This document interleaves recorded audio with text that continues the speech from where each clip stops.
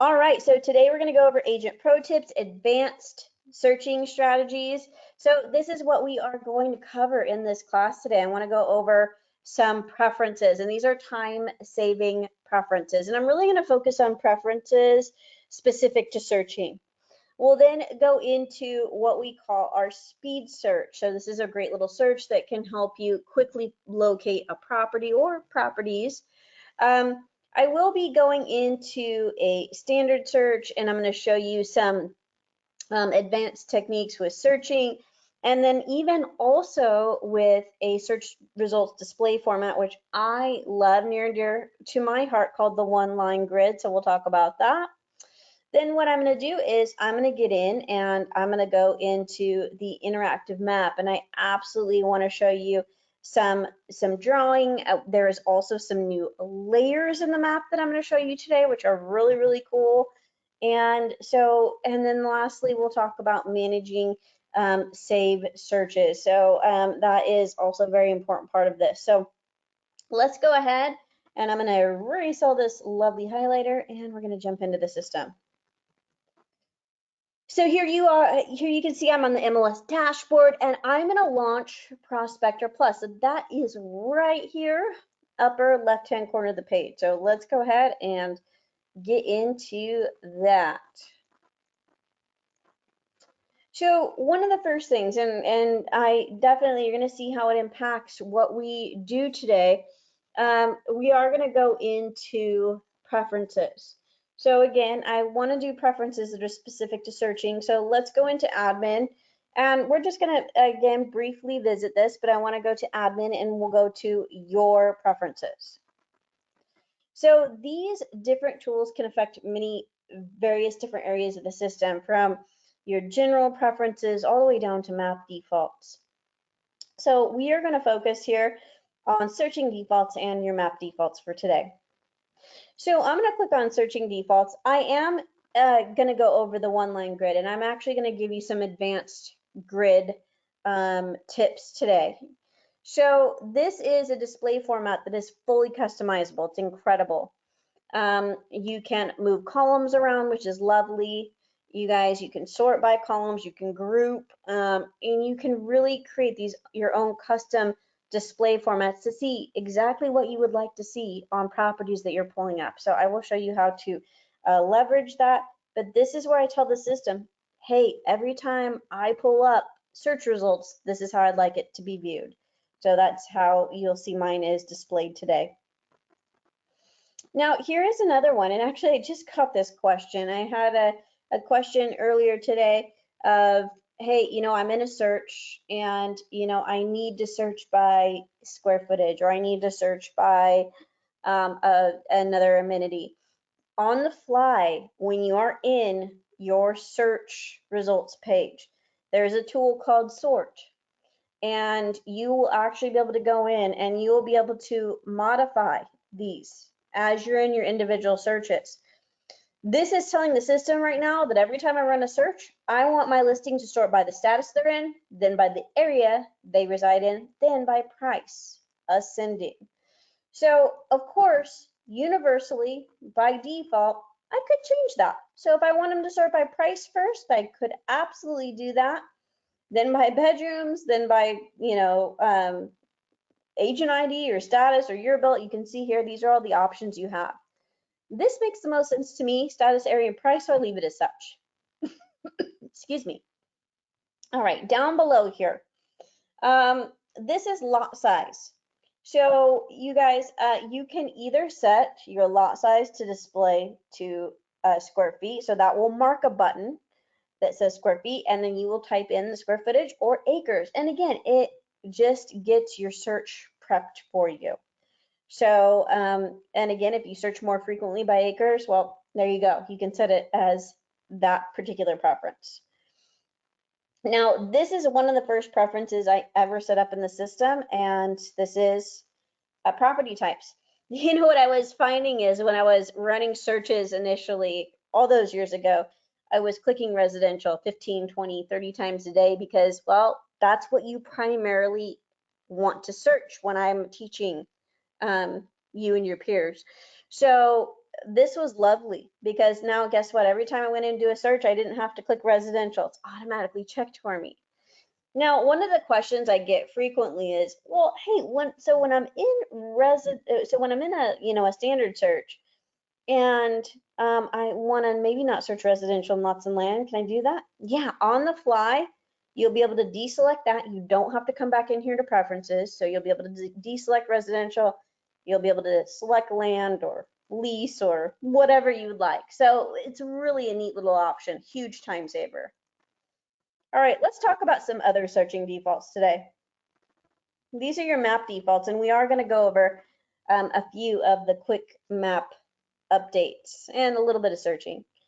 So these right here will determine whether that particular status is automatically selected or not when you launch the interactive map search. Personally, and this is what I tell all agents, I would not set anything else to yes outside of active. Here's the reason why. Because if I have contingent show and no show and hold and pending and backup and so on and so forth, if I have all these set to yes, as soon as I get to that interactive map search, guess what? All those thousands and thousands of listings that match with those statuses are automatically going to pull up. And that is going to be just maddening. Okay, that is way too many properties to pull up on your map. Now on the fly, you can check those statuses as you search, so which is lovely. So I don't suggest having those set as default outside of active. Now, something else that I like to point out is this closed. Now, when we go in and we search for closed properties, we always know that they go 6 months back. I can tell you, I can ask pretty much any agent who's been using our system for a length of time, and I go, okay, how far does closed go back? And they go 6 months, Melissa, and I go, bingo, you're absolutely correct. But what I wanted to show you here is that I set this default to 90 days.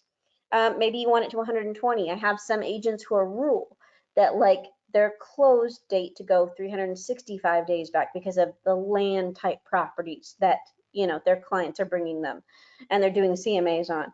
So you guys can change the days back, and that will keep you from having to change it as you're going into your individual searches. So change it to the days back that suits you and your business the best.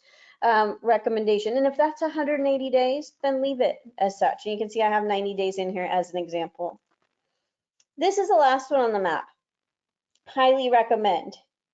Show hide pins. You want to hide your results on the map by default. I absolutely suggest doing so because what you can do is you can draw and then view the results when you are ready to see them. So this is something you're going to see I have set today. I highly recommend everybody set it as this particular default. So you always want to hide your results on the map.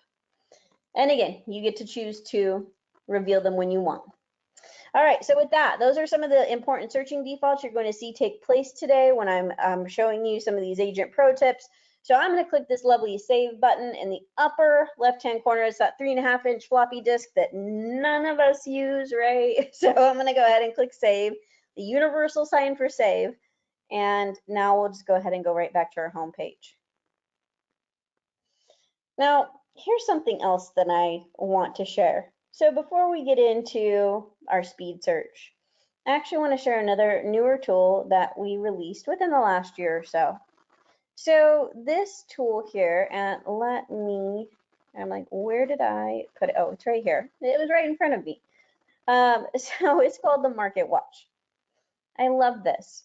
I can set up any market I want, and I can actually look at it from 1 day back all the way to a week back and see what it's yielding for me. I'll show you how to set one of these up. Now, if I want to see the entire MLS, so this is every area, all listings, MLS wide. In the last 7 days, look at this, there have been 3,863 new listings, 474 back on markets, 185 increases, 638 reductions. Overall, so these are just changes. Overall, there's 4,080 active, so on and so forth here. Really cool, right? So how do we make one of these market watches? Well, there's a couple ways we can go about it. We can go ahead and add a search that we already had saved, and we can add that as a market watch. I prefer to generally make them from scratch. So I can leverage any one of these searches, even a map search, to create a market watch with. Today, let's just go ahead and do a standard search. Now I see that I have one of my good friends who I spoke with yesterday, Mr. Anthony, in my class, and I know that he was searching in Stockton. Now I know this isn't exactly what you were wanting to do yesterday, Anthony, but because I have you in here, sorry, I'm not going to pick on you really, but I'm just going to use your area as an example. So let's go ahead, and I have residential. We'll leave all subtypes available. You know, that way we can see what's happening across all those subtypes. And I am going to choose all statuses because I want to see what's happening within the market within all of these statuses. Okay. The next thing I'm going to do is I'm going to plug in the area or districts I want to see that market watch in. So I can go in here, I can pick, oops, excuse me, I meant to click San Joaquin. So here we go. And I know there was a particular area in Stockton that you were wanting to take a peek at, but let's just go ahead and cover all of Stockton here. Okay, so I got all the Stockton areas, and ultimately I could hit check all and I would cover everything in San Joaquin County. So I can do that, and I'm going to click OK. Now, could I put more stipulations of price or year build or budget? Yeah, absolutely. But I'm going to kind of leave it broad range. So once I click save, I'm going to just call this, you know, Stockton Market Watch. Okay. I bet you can see where now I turn on my market watch, right? So I'm going to go ahead and flip that button there, and I'm going to turn that on, and I can go ahead and save that.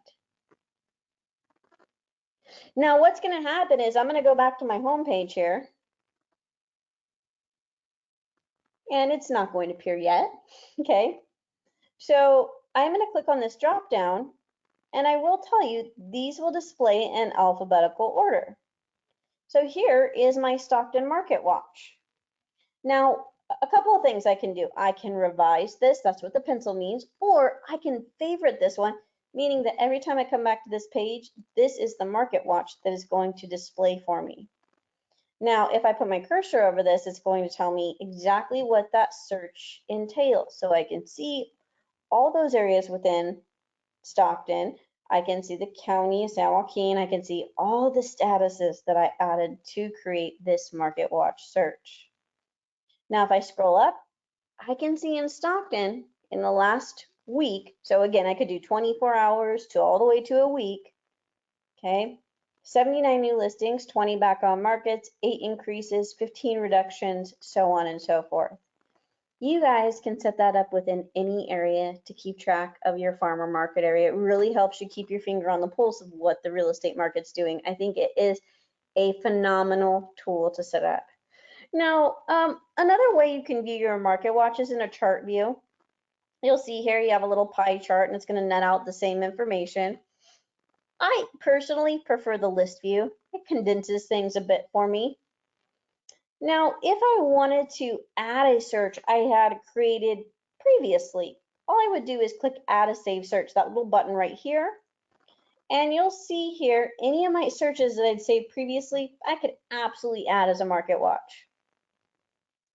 Something else I can do is I can manage these. So if I click manage here, and I want to maybe turn one of these market watches off, I can scroll down, and let's take off this one that's El Dorado Hills. This is one I did not too long ago, the EDH market watch. So I'm going to turn that off, and it will no longer be on my list. Let's say I come down here a bit further, and let's say this Elk Grove market watch, I want this one deleted. Okay, and you'll see here a save search you're deleting is currently enabled for market watch. Please note that it will no longer be available in the home page market watch module if the save search is deleted. So yes, I am very well aware. Okay, and then if I wanted to rename, run, revise, I could also do that. So I turned a Market Watch off. I'm going to delete a save search, Market Watch, and we'll move on. There we go. All right, so I love that. I have had agents, I've been showing the Market Watch for a long time. It used to not be this robust, but I've had agents come back to me over the years going, I literally watch the market shift and change by just keeping track of the Market Watch every day. This is a great tool. I learned it from you like a decade ago. And then when someone comes tells me they've watched me teach this a decade ago, it kind of makes my jaw drop. But it is that powerful of a tool. So really, absolutely recommend that you go in, you add your areas, and even if you're just glancing at it every day, you're gonna be able to keep your finger on again on track of what everything's doing within your farm or market area. All right, so let's go ahead and go to the speed search. So this search, it looks really fast, right? This bar, zoom, right? So that's your speed search. Let me show you how you utilize it. It's really great for a quick listing number search. So you're going to see, and I have some that I have written down here, 818, let's see here, 33923, so 33923, and I can see there's one available, and I go ahead and I click the search, and here, this is Aloha Drive, South Lake Tahoe, and you know, the reason I use this as an example, because the pictures caught my eye initially. I mean, look at this beautiful, you know, picture of this property. It did close only $3.2 million. I love the staircase in it, so I like to pull it up. It's always fun looking at those kinds of properties. So here we go. That's one way you can quickly leverage or pull up the speed search and some results. Another way you can do that is, I'm going to go ahead and delete this one right here, is I can pull up by address. So if one of my clients called me and they said, hey, Melissa, can you look up 7462 Red Hill Way? Absolutely. And this is a great example. I want to show you. I don't even have to put way, but I'm gonna go ahead and do that today. I'm gonna hit enter here. It will show you every time this property was listed. So you can see here it closed twice for different price points because it was sold at different times. So here they also had it listed in more than one property type, which is why it says duplicate canceled. But if I want to go into it and I can click on the listing number, you're going to see here, not too bad of a view, right? So again, why I pulled this property up, gorgeous property with a phenomenal view from the pool in the backyard. So that was another great way to leverage that speed search. Now they have a little question mark up here that gives you a little informative video, shows a little more information on it, and gives you some other tips on how to use that. You could search by subdivision, area, region, city. You're going to see status even. So have fun playing around with that. But yeah, I love using it as kind of a quick search feature, if you will. Now, you know, the next thing I want to go into, and before I get into the standard search and the one line grid, which is again one of my favorite things to show, I want to go into our good old address search. And I don't always again get to show it in this kind of fashion. So let's take a peek here. You know, earlier today I was teaching a class and I was showing them the benefits. It was a different class, but I was showing them the benefits of this search. And yeah, I was more or less talking about it, but I actually am going to show you an example because I have the time today. Now, there is in my county, Placer County, there is a subdivision called Long Meadow Village, and it has some pretty amazing street names. The reason why you know, the training department, we created this part of this class is to show that, well, if your client comes to you and they go, hey, I really like this street, this street, this street, this street within this subdivision or within this city or within these areas, you can absolutely set up that as a search. So let's go ahead and again, these are some fun street names. So this is why I picked this particular subdivision. So you're going to see here one street name, and these are real street names, by the way, Gray Bunny. And I'm going to go to additional addresses right here. I don't even have to put the suffix. I don't have to put a house number. And now I can search up to 10 streets at a time. So we're going to go to the next street name. This is Blue Beaver. Okay. The third one here, we're gonna go to Black Bear. You're getting kind of a running theme here, right? All right. The next one is Blue Squirrel. Okay, this one's my favorite, Bushy Tail. Okay, a few more. We have, let's see here, Lion's Den and Blue Raven. Now, once I'm done plugging in all those street names, I can click OK. And I could put a city, but I am going to show you something here. Now, if I go, okay, well, I want to make sure all those are active, or, maybe I don't care. I want to see everything that's occurred across all statuses. I could do that as well. So if I do preview count, 455 properties with one of those street names. How about we narrow it down? 500 is the maximum we can pull up at one time. So we'll get rid of, we're not going to look at the expired or canceled, but let's just look at active, hold, pending, and closed. Okay, 12. That definitely narrowed us down, didn't it? So now if I go in and view results, I can see one, Black Bear. Here's another one, pending on Black Bear, pending on Gray Bunny. Lots on Black Bear. Oh, here we go, Bushy Tail, that one closed. Here we go, Gray Bunny, Blue Squirrel, Blue Raven, Gray Bunny. Okay, but just so you can see, you can search across multiple streets, and I love that search. I've had so many of your clients ask you to do searches such as that. The thing is, this little link gets overlooked because it's small and blue and we don't always see it. But hey, if you have 5, 7, 8, 10 streets and you want to run this search periodically, you can save this as a saved search. And guess what? I could name it Long Meadow Village and I could pull it up whenever I chose to. Now, remember, when you save it as a saved search, you do not have to turn the Market Watch on. I can click save and it would save those parameters.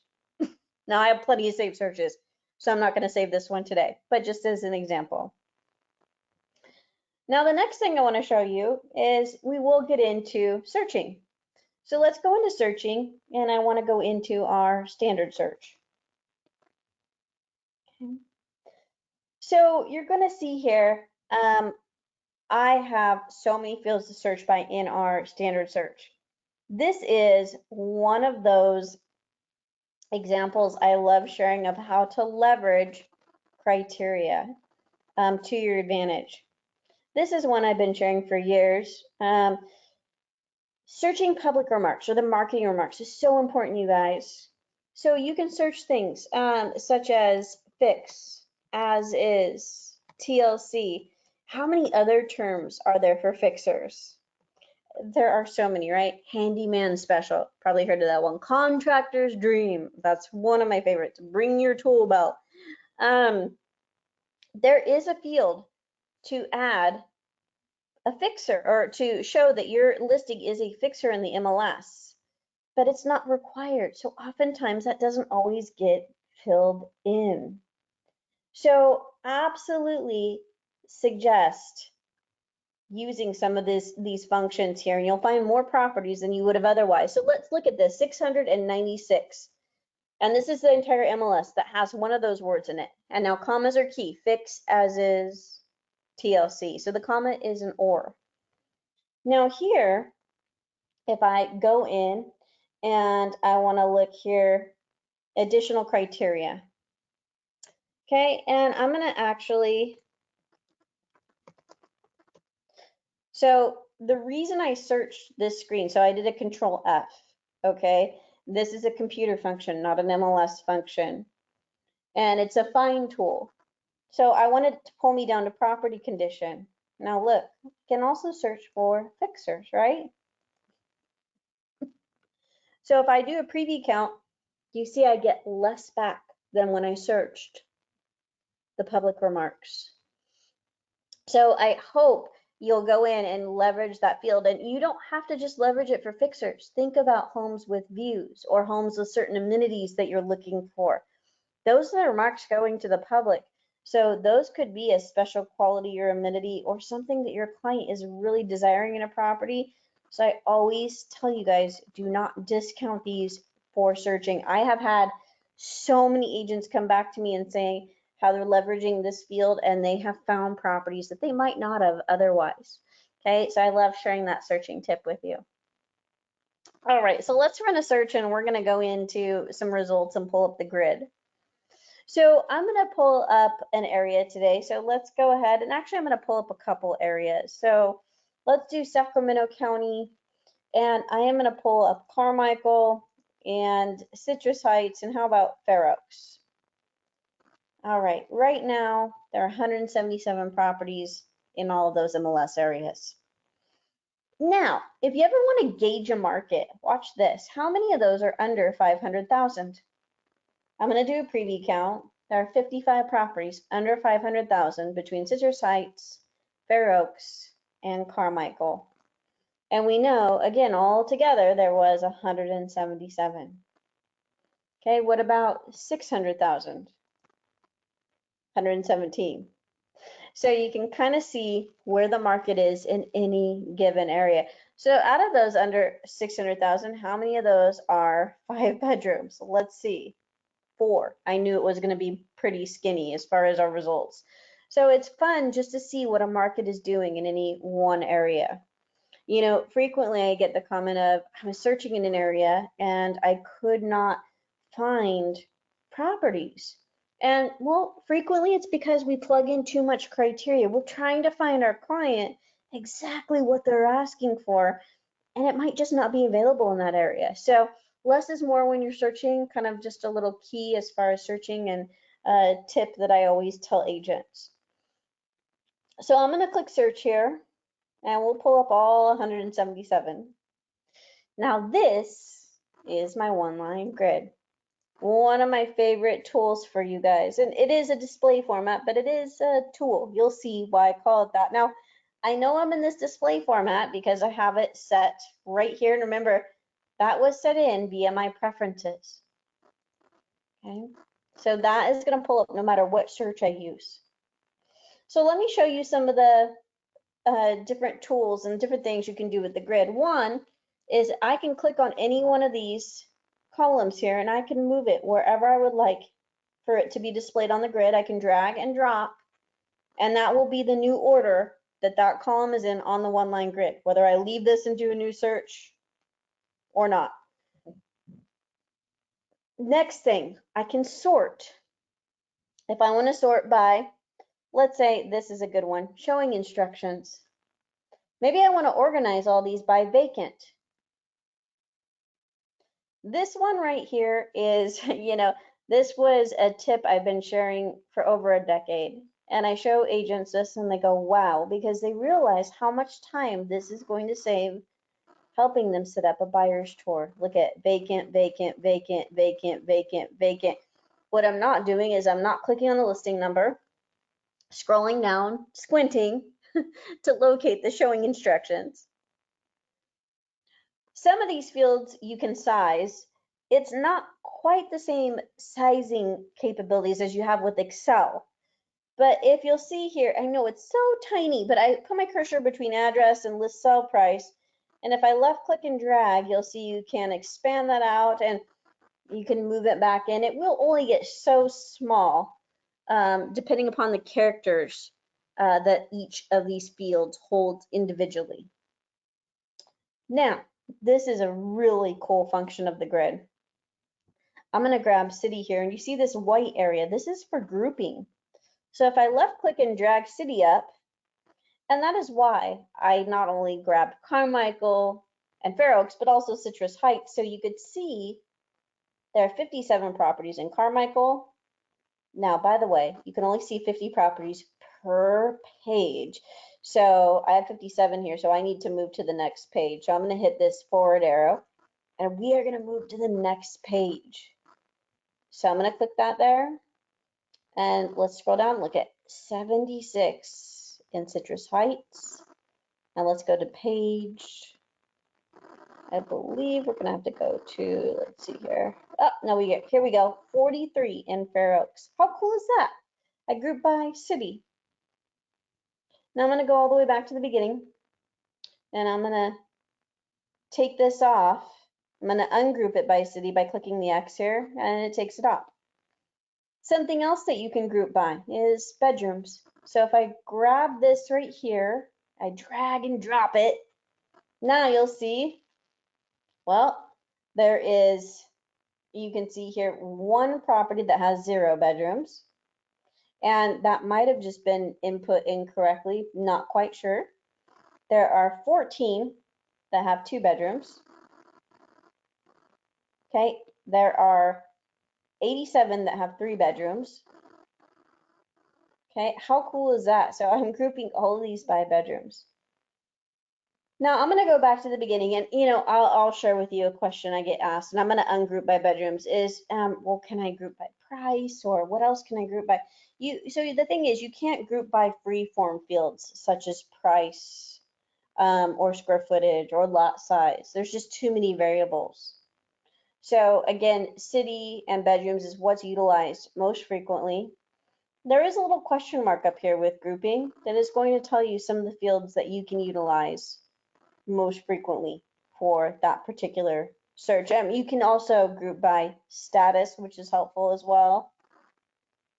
Now, one last thing before I show you how to I'll show you how to make a few grids is I have this one here, stories. This one came from a class I was holding quite a few years ago, and I had an agent, and they said, I really don't want to limit my search to just 1-story properties. I have a client and they really only want 1 story, but I know right property, right neighborhood, right price point, they would concede to 2. So look, instead of eliminating that in the search, I can see all the properties that look at 1111 that are 1 story. And then I can go to the next page, and then I can see all the property. Well, it might be page 3. Let's see here. Sorry about the quick scrolling. Thank you for bearing. Yep. So there we go. Now we have all the properties that are 2 stories. And then I go here, the last one. And if there's any that are 3, you would see that, but there's not. Okay. So let me show you how you edit and customize the grid. So because I'm in the one-line grid display format here, I can go ahead and customize my grid right here. So I'm going to go ahead and I'm going to click on Customize Grid. So these right here are the available residential fields. Here's what you currently have selected, and you can have 30 fields in your display.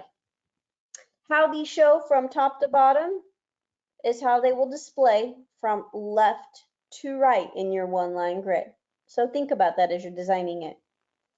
So let me show you how to add a field to the grid. So I'm just going to pick one at the top, number of fireplaces here. So let me turn off the highlighter here, and we'll click number of fireplaces. And when I click on the left tab to the left hand side of the name of the field, it highlights it yellow. Then I can go ahead and I can left click over along the right where I want it plugged into and click add.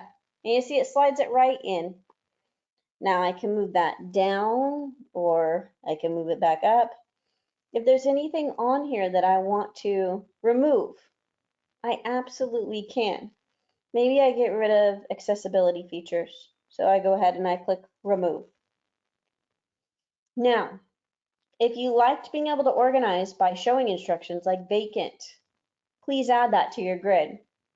I would write that down if you're taking any notes. These are ones that agents always ask me about. Private remarks goes hand in hand with showing instructions. And then the third most popular field to add to your grid is this one, thumbnail, primary picture, photo, because it actually pulls up the photos of all the listings. It is not only a thumbnail picture, you can click on it and open up all the property pictures, which is awesome. Okay. So now let's talk about making some advanced grids. So what if, well, let's say I decide to copy this one and I'm going to name it HOA, because I want to see all the HOA fields in combination with all of these fields I already have on here as far as this display format goes. So I'm going to click OK. Oh, whoops. I forgot. I've already created one. So let's do, whoops, HOA. And we're going to do March. Okay. So I'm going to copy that. And now what I'm going to do, it is in alphabetical order here. You're going to go down to anything that says association. Now the cool thing is I can select multiple fields at once by holding down my control key. So you can see here I have association, name, fee, frequency, phone number, and guess what? I'm going to add it right here, and they plugged in. I'm going to show you how both of these work. I'm going to go ahead and click save. And that is a new display format for me to leverage. Okay. Now, if I want to make a brand new one-line grid, I can click new and I can give it a name. So, and again, I have a few already created, but I can call one, let's say, open house print. Okay. And I can go ahead and click create. And you're going to see when you create a new one of these one-line grids, these are the default fields that are shown with the one-line grid. Okay, so I have all the information here, and maybe I want to go down, and I'm going to go ahead and use my Control F. Okay, and I'm going to go and let's see here. What else do I want to add to this? I'll add one more field. Let's see here. I was going to add. Oh, here we go. List price. So I'm going to go ahead and I could add list price here. And there are so many, you guys. I will share that with you. I'm going to take this off. As you can see, as I scroll, I have so many fields that I can absolutely use. You know what? Let's go ahead and add showing instructions, because maybe I'm using this as a tour sheet. Yeah. I will tell you there's about 160 fields in here. So hence the reason I use that Control F you're seeing here. Let's see. There we go, showing instructions. And we'll add it right here. Okay, so I just made it a new grid with a few special fields on it. I'm going to go ahead and click save, and I'm going to go right back to my list. Now, how do I navigate to those grids that I just created? Well, here's this one. Okay, I'm going to go to this one that says HOA March. It is going to take the same set of search results and display it in a different and new way here, which is awesome.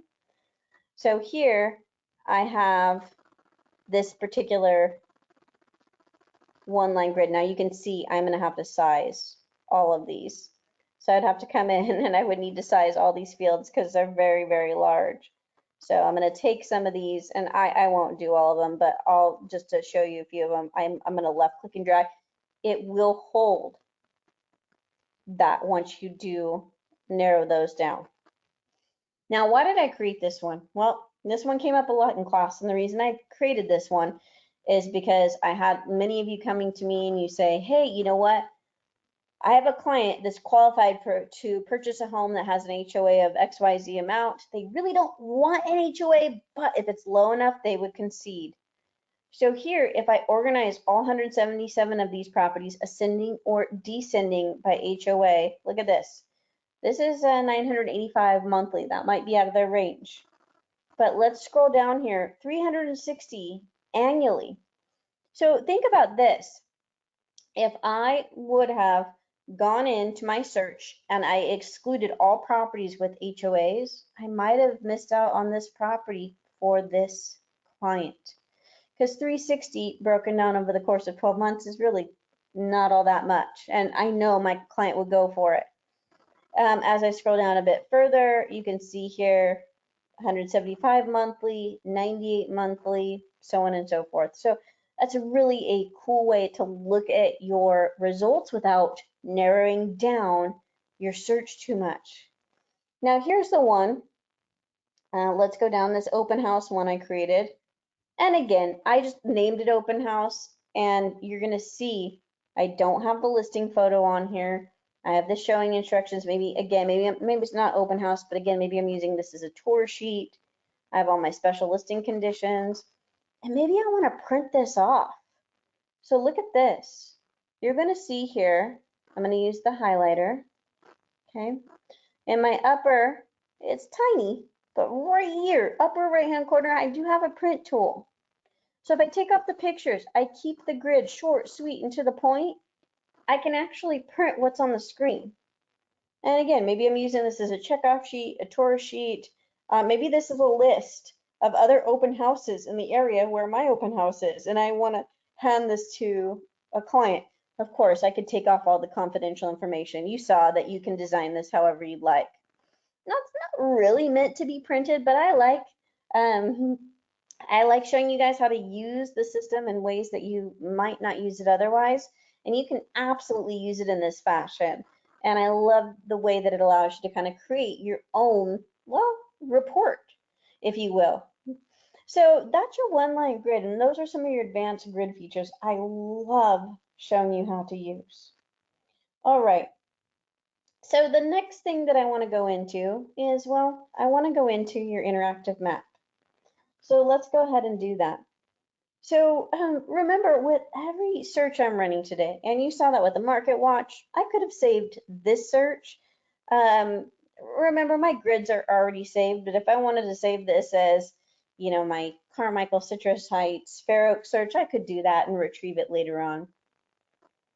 So here is your interactive map.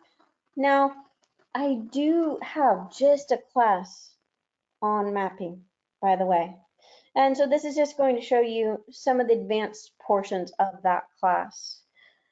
So let's go ahead, and I do want to show you some search techniques on the interactive map. Some of those are going to be with this button called Draw. So I'm going to go ahead and zoom in. I'm using the wheel on my mouse to zoom in. And by the way, a wireless mouse really is very, very helpful on your interactive map. So I'm going to draw here, and I have a circle. So you'll see click and drag, and that's a left click. I'm left clicking and dragging. And you'll see it'll give me the area in square miles and also the circumference of that shape. And now look, remember I set my defaults to not show results until I click on this button for the map. So now I can show the results. Here I click draw again, and here is the free-form shape. This one allows you to use your cursor like a pencil, which is awesome. So if you saw me teach this earlier, sorry, I know this is a repeat, but I always draw a heart because, well, I like to show you can draw something very specific and pretend this heart is a subdivision or a very desirable part of town your client wants to live in. I think it's awesome. If I draw a third shape, here's the rectangle. Again, click and drag. I overlap them a little bit. There you go. And lastly, this point-to-point polygon. This is a little bit different. Click on the map to plot the polygon points, then click on the starting point to complete the shape. So I'm going to left click and drag. Each one of these points is a click, by the way. And I do that on purpose.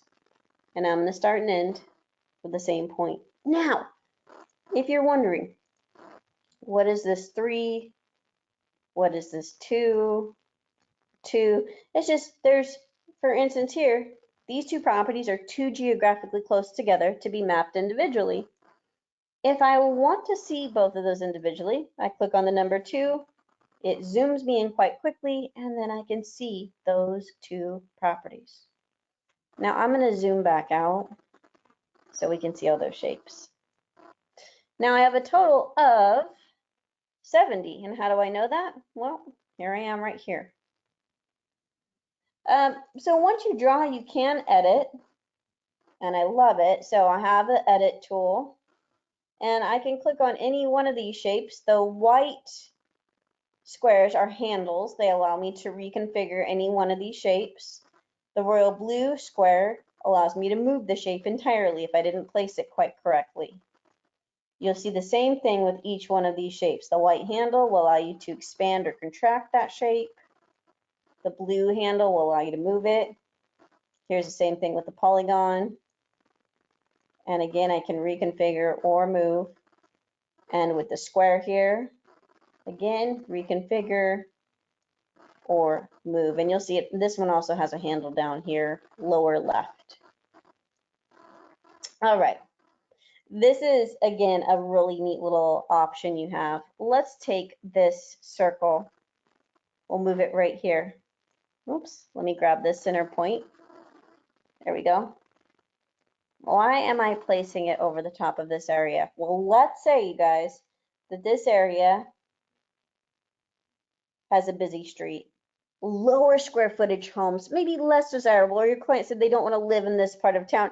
Watch this, I can exclude this without excluding the rest of these desirable properties that maybe they want to look at. I think that's a neat little option as well. So you do have an exclude option. I could also check all the properties within a shape, and checking properties get them ready for email, reports, routing, anything that you can do within this map. If I want to delete a shape, I can just click the X and it eliminates it altogether. And I close out of the editing tool. Now here, if I click on one of these properties, it's going to show me all the information on the property. I can see a street view if I'd like. So you're going to see here, this is your street view of that particular property. Here we go. Okay, and I can kind of check out the neighborhood. Sorry, I won't do that too fast. I know it makes me dizzy. Okay. And here, if I go up to the upper left, I can go right back to the map.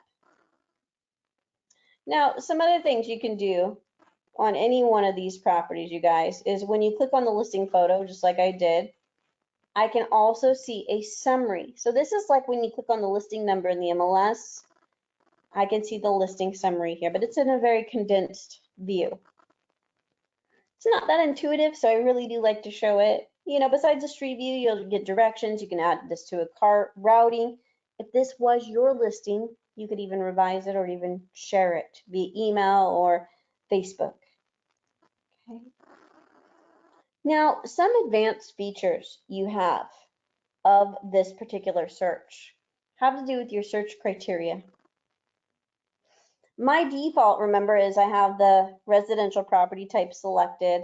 And remember, I have only active selected. I told you not to select the rest of these statuses because if you did, it would make the map, could make it very messy. If I click close, look at this. I'm going to go from, you know, just a few properties to 248 and so many. So let's deselect these. But this is where you add all your criteria to your search. One thing I recommend is customizing your criteria by clicking fields right here. You can add or remove whatever fields you would like to your own search form. And I promise you, if you go in and do this, it will save you time with searching. So again, if I want to come in here and I go, okay, well, you know what? I want to add, how about builder name? I'm going to click add here, and builder name is not required. But then I go to selected fields and, well, where is it? Where do I find that at now? Well, it's going to be at the bottom. And let's say I want to move that up. And I'm going to move it right above architectural style. I'm going to click save. Okay, and as I scroll down, you're going to see here, here's builder name. And I could add that. I could click on it, open it up, and I could have that as a part of my search. Now, you know, something else that I could do is, let's say I want to search across multiple property types. I can. You know, the cool thing is it is going to show you the common fields that both of those property types have. So that if you want to search residential and land at the same time, you can do that. So maybe I know I have a client that will either wants to buy a piece of land that has, you know, an acre, minimum, or they don't mind having a property with a residence on it that has a lot size of an acre. So I can do 1 acre on up, and whether these are land properties or they are residential, it is going to show you those properties across both property types, which is really, really a neat little option. I love it. So it's kind of an advanced searching technique there. Really, and it is unique to the interactive map. All right. So one of the last things I want to show you, and I'm going to go ahead and I'm going to edit and take off all of these shapes here. Now we're going to see all the properties, residential and active, right? Because I'm not limited to the shapes that I drew. So I want to show you a new layer that was added. So these are some new layers that you can leverage for searching. And in the interactive map class, I go over all layers, but for today, I want to show you some of these new features. So here's the MLS areas. You know, what if you wanted to just search by 10821? Look at this. Guess what? I can just include that area in my search. And you see what happened is it eliminated all the other properties within all the other areas. But if I wanted to add Rancho Cordova here, I could also include that in a search, and you'll see all those active and residential listings appear, which is really cool. But guess what? I could also exclude an area if I wanted to, and maybe I want to include all the areas around it. I could do just that by clicking on them and including. Okay, so I'm going to go ahead and delete all of those, and that's under layers. Now there are some other layers that you can absolutely go in and leverage. Let's look at administrative. So you're going to see here incorporated cities. Again, I could include or exclude Sacramento. Okay. I'm going to go, let me zoom in a little more. Depending upon your zoom level will depend upon some of these different options you have. So here is subdivisions. Look at this. If I click on this, I can see here, this is the code. This is North Sacramento. And if I want to include this subdivision in this search, I can go ahead and include it. I will tell you just one little FYI here. Each county has a different set of options under administrative. Not every county has subdivisions. So I'm just letting you know. But look at, that's showing that information right there. And again, I can go in and edit and I can get rid of that. So that is lovely. One of the last layers I want to show you, so please come in and play with these, but under hazards, look at, here's your FEMA flood data. And maybe I want to go ahead, and this will give you the key to what those flood areas mean. And guess what? I want to exclude this area from my search. Okay. So I'm going to go ahead and close out of this, and it just excluded this whole area within my search. So I can absolutely do that right here. It's really, really awesome. So that's another option, and I'm going to go ahead and take that off. So those are some new searching functions and that I like to show with that interactive map that are unique. They were released within the last year, and I love, love, love showing them to you. Now, any area or maybe a property I want to pull up, and you know, maybe this property is not listed yet, but I'm doing a little research. Look, I can actually, I'm going to type in an address, 1512 41st Street. So this is the Fab 40s, right, in Sacramento. If you haven't seen the Fab 40s before, Google it. It's very fun. They do a neat little Christmas display. So here I have the Fab 40s. I'm going to pull that up. And look, I can actually take the Google man, which they call Pegman. I like calling him Frank. I think it sounds a little more friendly. Okay, so let's say I'm going to take Frank here. This is a property not currently listed. Look, I can take Frank and I can actually see here a street view of this area, so which is really, really cool. So I can go here and I can pull up the property here and you can see the neighborhood, what the cute little homes look like. So this is not a property currently listed, and maybe I just want to get a little bit more insight to maybe a listing appointment that I have. So that's a little bit of an advanced way to use the map as well. So again, all I did was pull the address here, grab the Pegman. You see it turns blue. And again, it's going to give me that amazing street view, and I can see the property. I love it. Any search that you come on here and you create, remember, if I draw around this area here, I come in and I plug in search criteria. Remember, I can save that as a save search with whatever name I choose to give it. Like even with the map, you can turn any map into a market watch as well. All right, so your saved searches, and I showed you this earlier when we were showing you how to use the market watch, but here's where your saved searches, where you have access to your saved searches as well. So I'm gonna click here. And so these are any of the searches you've saved in alphabetical order. And again, this is gonna look familiar to you, but you can always come in here and manage saved searches.